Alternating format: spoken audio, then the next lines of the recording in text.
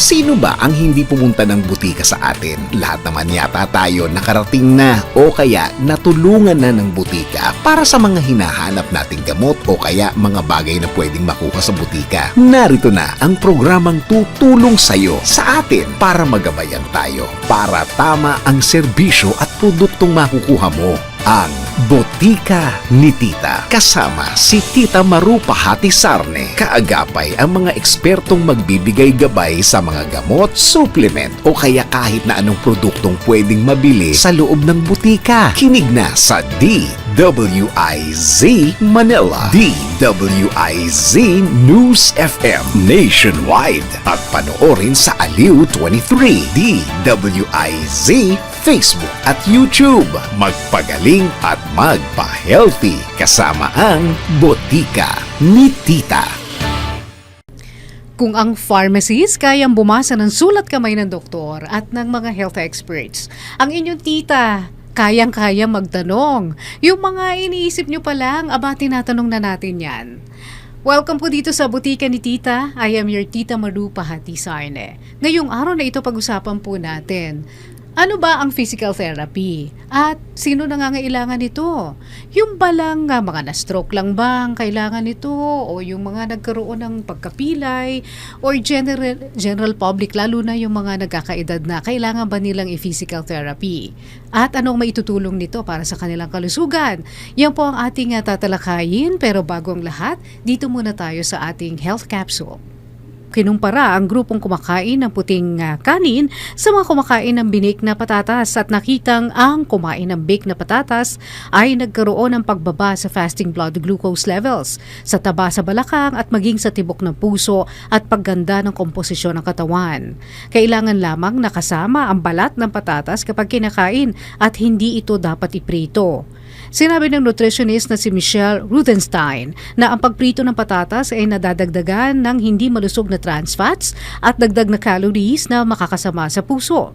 Lumilikha ito ng advanced glycation end products o AGEs na maaaring maging dahilan ng pamamaga at oxidative stress na makakapagpataas ng tsansa ng pagkakaroon ng sakit. Ang baked potatoes ay mayaman sa nutrients tulad ng potassium, vitamin B6, folate at dietary fiber na nakakasuporta sa kalusugan ng puso, magandang pagtunaw ng pagkain at maaari ring makatulong sa pag-ayos ng timbang. At ngayon mga kaibigan, dito po sa Botika ni Tita, kasama po natin, isa po siyang physical therapist na may sariling clinic sa Quezon City. Wala po iba kundi si Timothy Ancheta. Hi Timothy! Hello po Tita, good afternoon, good day. Good day to you. So, thank you so much at nandito ka kasi itong physical therapy, lagi lang nating naririnig yan o ini-equate yan doon sa mga taong nai-stroke, di ba? Na sila ang kailangan ng isang physical therapist. Pero ikaw, bilang isang physical therapist, ano ba ang dapat na inaalalayan mo? Sino ang mga tinutulungan mo? Actually, hindi lang naman po talaga dapat yung mga stroke yung tinitreat natin as physical therapist. Marami pong may pangangailangan. Especially now that we have growing elderly population. So, there's a general trend that the elderly now are dumadami sila, they're having longer lives. Yes. And oo. ang goal po natin dyan as physical therapists, we want them to be part of the society pa rin. At gusto nilang umabot silang 100 years old para meron silang 100,000. Opo. Diba? Para meron silang pang gimmick nila, diba? Yes. Panlabas nila, at saka pang spend para sa mga apo nila. So, that is why physical therapy is needed also for the elderly population. Hindi lang po na stroke, hindi lang po kung basta mga... nagkaedad ka. Opo. Oo. Basta, ang gusto po natin is for them to grow stronger. So, there are patients po na malakas naman sila, but they know that they're growing older, that they're getting weaker. So, we do functional exercises with them. We do strengthening for them. We allow them to move more and to experience more function and more movement in their house, to be able to do stuff on their own, so that they have their role in their family. Mhm. They're not limited by their ailments. They're not limited Oo. by their bodies. Hindi yung nakahiga lang, nakaupo Hindi lang, lang. yes po. Oo. At the same time also, pag nakaupo ka lang, nakahiga ka lang, and you're Mm-mm. elderly, you tend to be depressed more. You get Yes. sad, you get, ano ba ang role ko dito ngayon? Mm-mm. Minsan naramdaman nila, pabigat ba ako sa pamilya ko? Mm-mm. But if you allow them to exercise, you allow them to move, you allow them to be functional, you allow them to have a role in the family, that they're gonna take care of their apos, they're gonna take care of this and that, they can move on their own na hindi Yes. kailangan bantayan ng ibang tao, then they would live longer, they would be happier, they would have that role. Oo. Pero kasi minsan, ang mga matatanda, yan ang nirereklamo nila eh. Sabi nila, ayoko na rin talagang kumilos kasi ang sakit daw Apo. nung kanilang balakang. O kaya talagang bumabagal na kasi yung kilos nila. Yes po. So parang feeling nila pressure para sa kanila pag pinipilit silang mag-exercise, di ba? Yeah. So ang physical therapist ba, matutulungan nyo sila to move again, to move their butts? To move their butts, yes po. Oo. Paano nyo tinutulungan ang mga elderly? Meron po tayo mga exercises that are designed for the elderly. They're exercises that are designed to just to keep their blood moving. Kasi nga, sabi niyo po, masakit yung balakang. Oo. Pag masakit yung balakang, hindi mo ikikilos, lalong sasakit yung balakang kasi hindi mo na siya kinikilos. Lalo siyang maninigas. Tapos lalo kang hindi makakakilos. Diba? Kung siniwala mo po pa na sumakit yung balakang ko, tapos ikagalaw ko siya, ipapapiti ko siya para mabawasan siya, edi napigil po natin yung cycle ng sakit, hindi kikilos, lalong sasakit, tas hindi lalo ikikilos. So, kailangan talaga palaging kumikilos. Yes po. Oo. We have to move. Ano po yan kapag masyado kang matagal talaga nakahiga, the bedridden patients, even the bedridden patients, Oo. you really have to move them for the blood circulation to be better. So, parang ipipilitin mo sila na kahit iuupo lang, gano'n. Yes po. Dadanggal lang yung paa sa Yes po. kama. Oo. I-assist mo sila on doing so. Na parang, syempre, in a point na hindi naman sila nasasaktan. Kasi pag nasaktan po ang mga elderly natin, humihindi na rin sila Ayan agad. na nga, kaya ayaw nila. Opo. Oo. So, you do it in a pain-free range. Tapos you do it in a way that encourages them to move. Pero kayo mga physical therapists, you don't prescribe mga pain relievers or whatever. Oo. Yes po. So, pwede nyo bang gawing pain-free yung mga exercises nila? Yes po, there are methods and there are modalities. At the same time, there are techniques that you can do para hindi naman in pain yung pasyente po. There are several seminars that physical therapists do so that there's a pain-free range or that the range that they're doing is limited yung naramdaman nilang mga sakit. Tapos may mga activation of muscles po that limits the pain. That causes, kunyari, sobrang tight ng muscle na to, sobrang weak ng muscle na to. There are small activation of muscles, specific activations that would allow the patient to move more. Oh, wow. So, there are different techniques po. Hindi lang po talaga, okay, tataas po natin yung kamay nyo, then force mong taas, tapos, masakit. Then, ayaw na nila. Diba? There are patterns and there are also steps for you to get there. Okay. May mga machines kang ginagamit bilang isang physical therapy. Yes po. So, ang setup po, there's a traditional type of physical therapy that is really, may mga machines po na ginagamit to eliminate pain, to reduce pain, and to increase range din po or to increase, para mas ma-stretch mo yung movement, para mas magalaw yung katawan. So, ito ba yes. yung may mga kuryente? Yes, opo. Some the TENS machine or electric stimulation, those are to cover the pain naman po. Or just to make the muscle pump lang. Okay. So talagang movement ang pinaka itinutulong ng isang physical therapist. Yes po. Oo, lalo na dun sabi mo nga dun sa mga bedridden. Yes po. Oo. Nakaya nyo pa bang palakarin yung mga bedridden? Depende po yan kung ano Oo. pong kondisyon. Depende po kung yung bedridden, okay pa ba yung bones niya? Baka naman kasi may osteoporosis na, tapos pipilitin mong palakarin. Mahirap naman po yun. Okay. Yung sa weight management, kaya din ba ng physical therapist na ilagay sa tamang weight ang isang pasyente? Kasi yun yung mismong, minsan ang dahilan kaya mga elderly ayaw kumilos kasi ang laki-laki nila. Yes. Oo.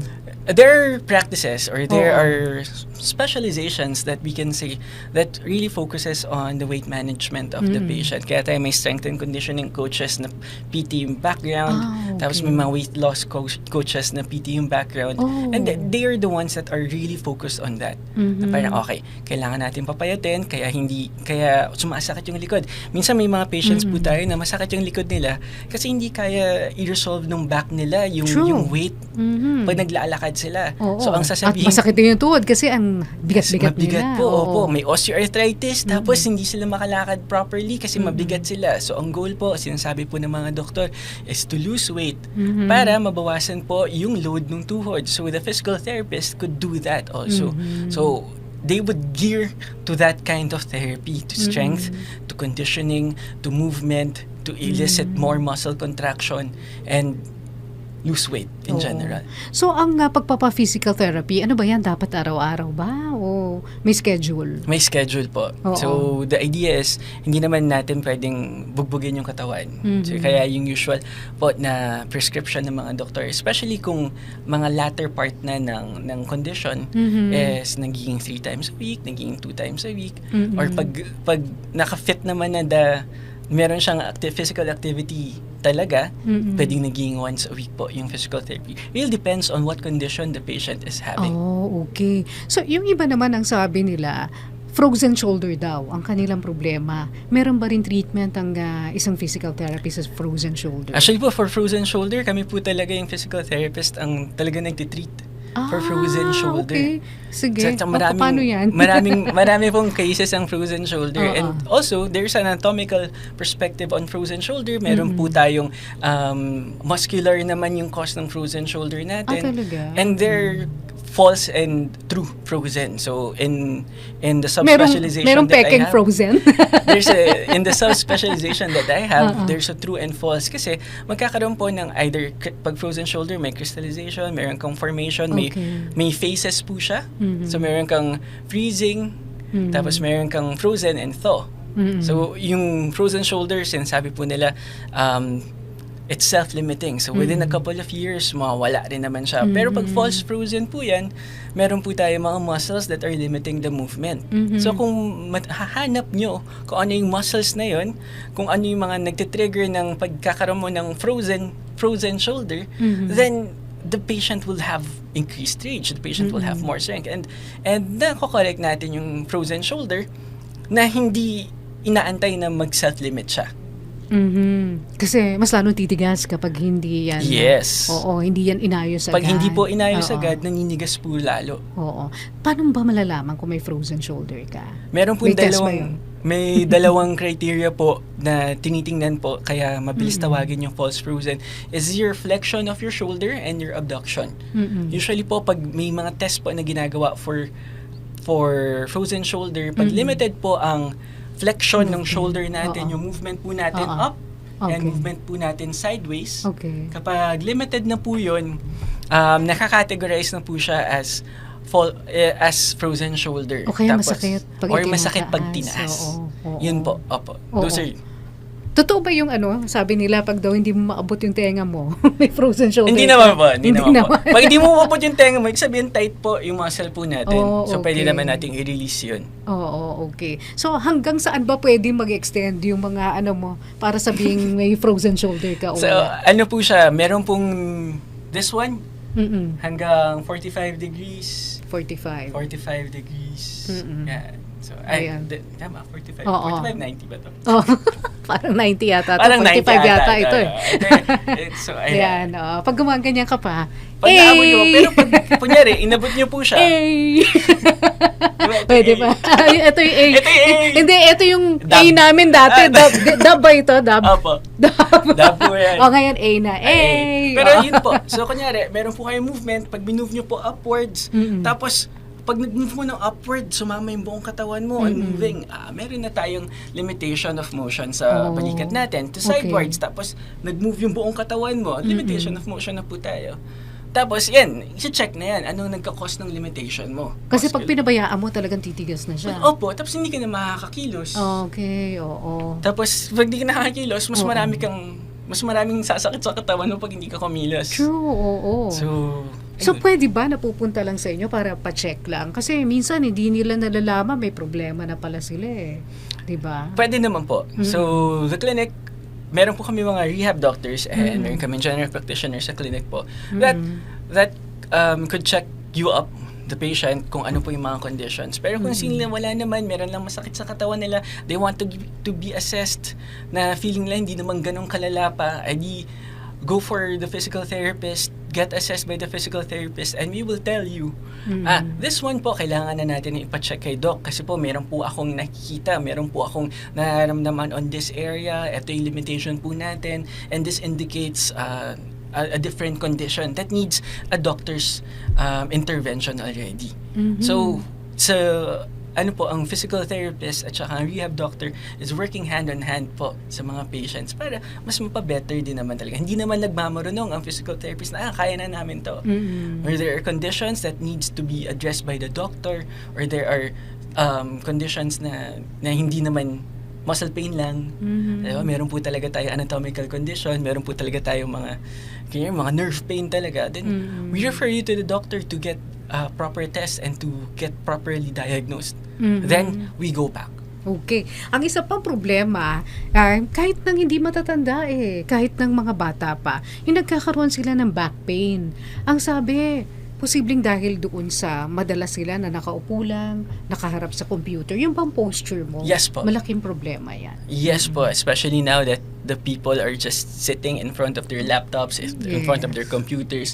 Yung job natin is a sitting job karamihan.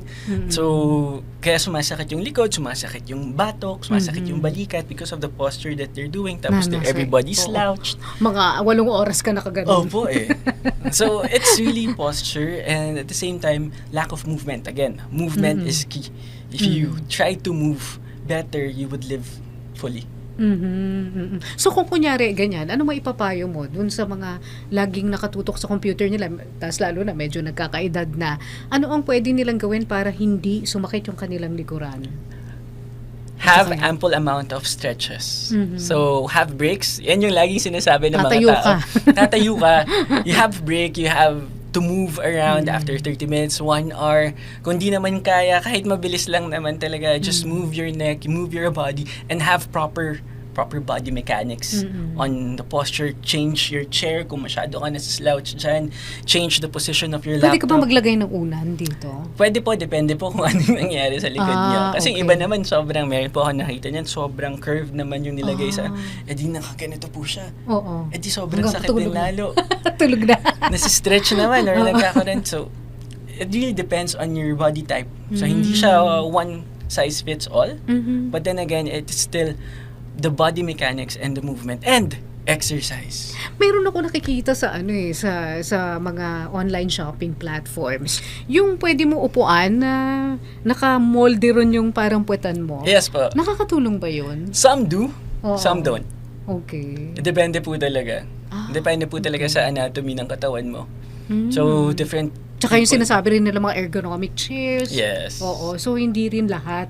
Hindi one size fits all. Yes, yung mga hindi po yan. one size fits all. Okay. You have to try it. You have to check, is this effective for me?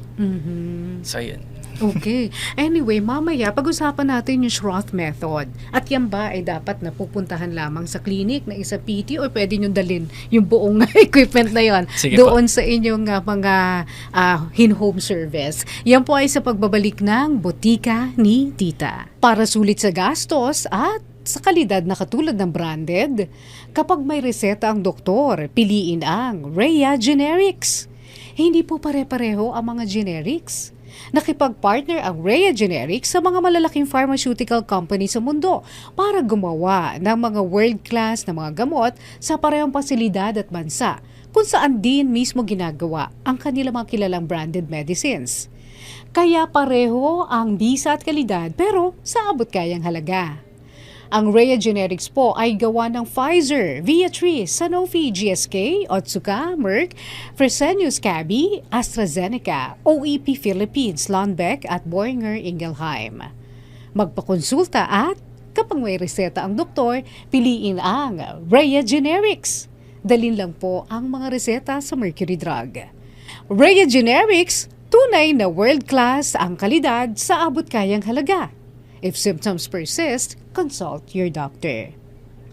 Okay, balik po tayo dito sa butika ni Tita. Kasama pa rin natin si Timothy Anchieta. Siya po ay isang physical therapist.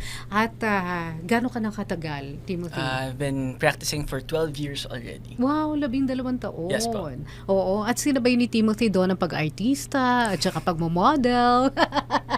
Ngayon full-time ka ba ngayon sa Yes pagiging po. PT? O Full-time kasi physical dahil may therapist. clinic ka kasi, no? Yes po. Kailangan nakatuto ka doon. So, yung Schroth method, ano naman yan? Schroth method is a method to treat scoliosis. It's specialized talaga? exercises, specialized technique that focuses on scoliosis or spine deformities like kyphosis also. Oo. So, ibig sabihin, ang scoliosis, hindi kinokorek ng surgery yan. Pwedeng i-correct ng Schroth method? Not specifically, Okay. not technically. Kasi po, there are certain degrees that you have to have before you go for surgery. Okay. And there are certain levels, like there are certain degrees that you have to have before you go for bracing. Na ang prescription sa'yo ay for bracing ka. Then, pag na-reach mo na yung certain number of degrees, you would have to go for surgery, especially if you're young. If you're still adolescent or the body is still forming, tapos pataas ng pataas yung degrees of scoliosis mo, then you go for surgery. Pero kung nag-mature ka na po, tapos hindi naman siya limiting sa'yo, pwede namang bracing, pwede namang hindi surgery, pwedeng i-exercise lang, which is yung Schroth Schroth nga po. method, Pero oo. everything else, lahat po yan, kailangan ng intensive Schroth practice or Paano intensive. yun? Schroth po is a method of moving your body and aligning it properly. So you're trying to increase muscle in areas that are weak because of the curve that you have in scoliosis. Then trying to be in that position in proper body mechanics, in proper alignment, in proper breathing, so that your May body, breathing pa. it's a breathing, it's sort of not a breathing exercise, but breathing is a very big component in it.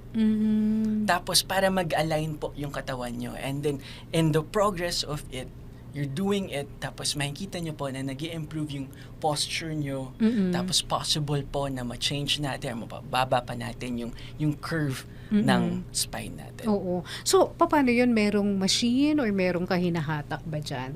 Wala po siyang machine, Oo. meron lang po siyang setup.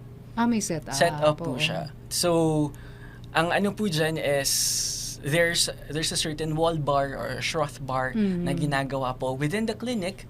Kaya po, so dun po kayo magka-practice ng proper position ng kamay, proper position ng pelvis, proper position ng chest area, ng neck mo, and dun yung gagawin yung exercises nyo. Then, progression or laterals of it, marami pa pong movement yan na nakaupo, nakadapa, nakahiga, pero everything is a setup, not machine-based. Hindi po kayo hinihila, hindi po kayo iniikot, kayo po talaga. Kasi nga, ang goal po niyan is palakasin yung muscle para mag-correct yung katawan.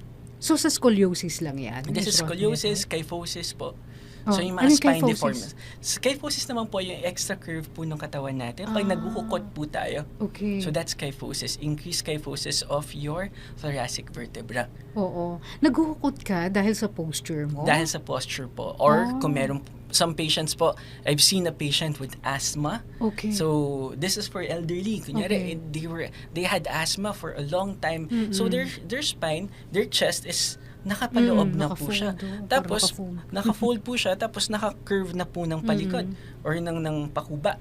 So, ang gagawin po niyan is you will try to expand the chest area for that na makorek natin yung proper position ng ribs natin at saka ng spine natin. Paano kung kunyari dahil sa osteoporosis kaya naguhukot, isinushroth din ba sila? Yes po, as Okay. long as you are monitored properly. Kasi hindi naman po siya debilitating for osteoporosis, hindi naman siya yung sobrang pukpok sa katawan. Oo, nga, kasi baka mamaya dahil brittle na yung bones nila. Yes po. Hindi naman mababasag Hindi naman yun. po. Okay. kasi nga ikaw po it's not external force. Okay. It's a force of your body. You will try to correct it. You're the one making the movement. You're the one exerting an effort to correct the posture. Pero dapat tuloy-tuloy. Hindi Dapat pwede tuloy-tuloy. na parang, ay, ayoko na. After 7 sessions, ayoko na. Hindi pwede. Hindi po eh. Oh, okay. Kasi po for you to, it's work. It's really hard work for you to experience the gains of Schroth or any kind of therapy. Alright. So, para You ka pala have to nag-gym. work on- Yes. Yes po. Oo. As in, part po siya ng buhay nyo. Nasasabihin Oo. po ng practitioner or ng therapist po sa inyo is, we do this for this amount of time, tapos on a daily basis, ito yung gagawin mo. Sa bahay naman. Sa bahay naman. May So, sariling exercises din yes, sa bahay. magbibigay po kami ng setup para magawa nyo siya sa bahay. Okay. Tapos, yun, pagkakatiwalaan po namin kayo na mag-exercise sa bahay. Ano, pina-follow up mo ba?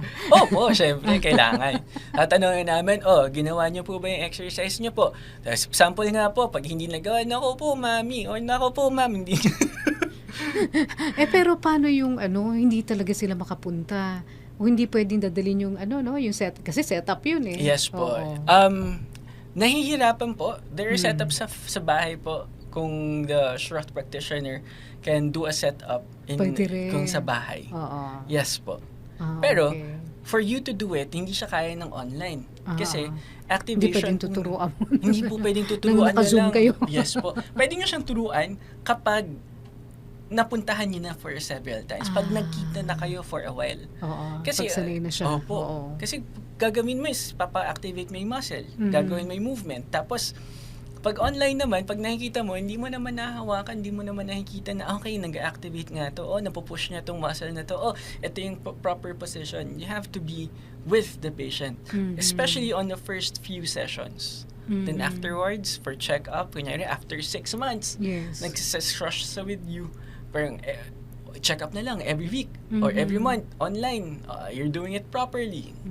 Sa sample sa'yo, then do it continuously. So, ayun. Okay. So anyway, kung gusto nilang magpa-check up dun sa clinic mo, saan ba yung matatagpuan? Ang pangalan po ng clinic is Motion Line Physical Therapy Clinic. It's in 99 Maginhawa Suites, Maginhawa Street, Quezon City. Sa may UP Diliman lang po. Ayun. Anyway, mamaya, Timothy, payuhan mo yung ating mga kababayan kung ano ba ang kanila mga gagawin. At ano ba yung mga, parang mga simptomas, may mga simptomas ba yan? Para sila ay magpatingin na sa isang physical therapist. Yan po ay sa pagbabalik ng Butika ni Tita. Okay, at ngayon mga kaibigan, si Timothy Ancheta ay nandito para turuan po tayo, payuhan tayo tungkol sa mga dapat nating tingnan na mga senyales para malaman kung tayo dapat magpa-physical therapist na. Timothy, So, the floor is So kung kayo po ay nakaka-experience na po ng mga pains na sa katawan ninyo na hindi nyo naman po alam kung saan nagagaling or nagiging limitation na po of your function in life, on movement, visit a physical therapist, visit a doctor, visit a rehab specialist para po ma-check up po natin yan. Especially if you're parang go through mo lang in pain yung araw-araw ninyo po.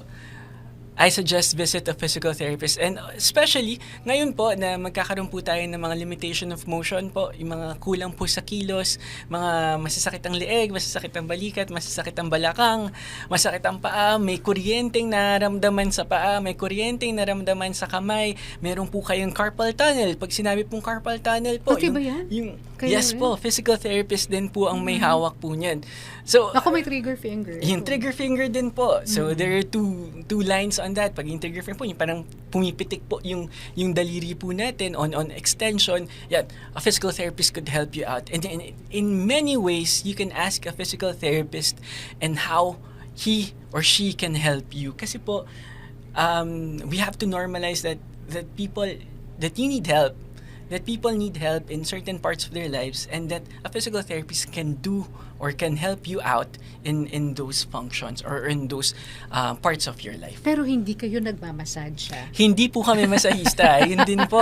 Opo. Di ba? Yun yung parang maling connotation nun. Yes, Pag po. kunyari sinabi physical therapy, akala pati masahe kasama. Yes. So, hindi po kami nagmamassage po, pero there's a certain technique that we do myofascial Ay, release. parang ano? MFR. It's Oo. not specifically massage because it needs assessment, it needs to be checked. Ano ba talaga yung kailangan i-release ng muscle? Tapos may deep tissue massage po that is really deep. Hahawakan po talaga yung mga nodules at saka yung mga fascia po ninyo. It will be released. It would be painful.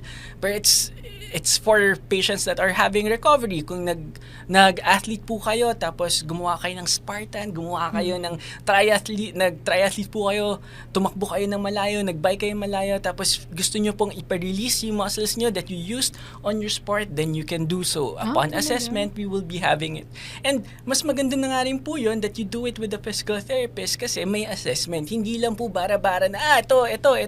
Hindi lang po ganun. Kailangan, ano talaga siya, makikita nyo na, okay, this motion po, may limitation po tayo, dyan pwede nating i-release or ito yung gagawin po natin dyan. Tapos thorough assessment din po yun.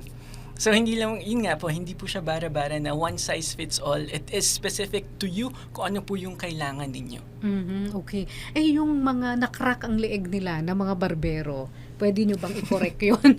Opo. Kaya yung nakrack yung leeg nyo, tapos biglang hindi nyo na maikilos. Oo. I-release po natin yung leeg natin, Oo. yung spasm po nung neck, ayusin natin para hindi na po masakit.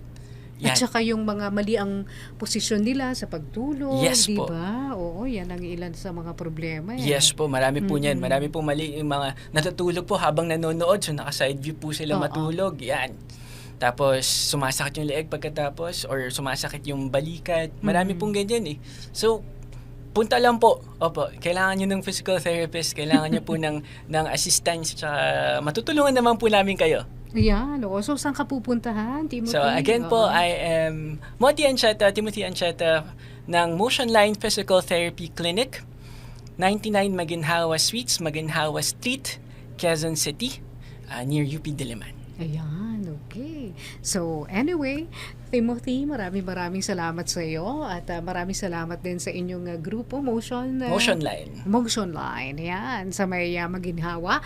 At syempre, salamat din sa ating mga kasamahan, ang ating executive producer, si Anton, ang ating mga kasamahan po sa production, sina Nino Noval, si James Eden, si John Lloyd, sa ating news center, sa ating engineering, sa ating technical. Thank you sa inyong lahat, sa ating mga bossing at mga kaibigan. Para sa tamang reseta, dito lang po kayo sa Butika ni Tita at sundan nyo rin po ako sa aking Facebook, Maru Pahatisaine. Sa TikTok naman, #DocPaquiki. I-feature natin doon si Timothy Ancheta.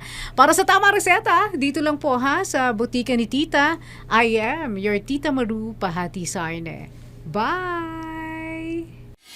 Sino ba ang hindi pumunta ng butika sa atin? Lahat naman yata tayo nakarating na o kaya natulungan na ng butika para sa mga hinahanap nating gamot o kaya mga bagay na pwedeng makuha sa butika. Narito na ang programang tutulong sa'yo sa atin para magabayan tayo, para tama ang serbisyo at produktong makukuha mo. Ang Butika ni Tita. Kasama si Tita Maru Pahatisarne. Kaagapay ang mga ekspertong magbibigay gabay sa mga gamot, supplement o kaya kahit na anong produktong pwedeng mabili sa loob ng butika. Kinig na sa DWIZ Manila, DWIZ News FM Nationwide at panoorin sa Aliw 23, DWIZ Facebook at YouTube.